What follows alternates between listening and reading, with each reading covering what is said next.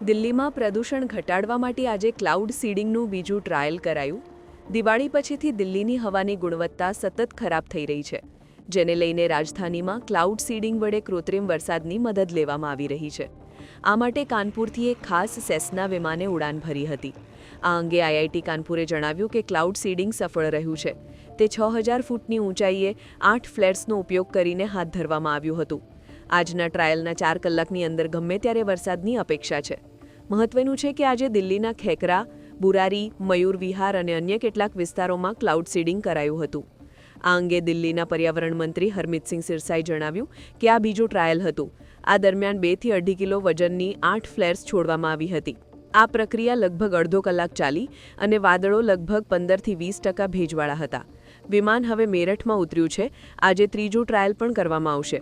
જો હવામાન અનુકૂળ રહેશે તો વિમાન દરરોજ 9 થી 10 વખત ઉડાન ભરશે. આઈઆઈટી કાનપુરના નિષ્ણાતો માને છે કે આ પ્રક્રિયાથી 15 મિનિટથી 4 કલાકમાં વરસાદ પડી શકે છે.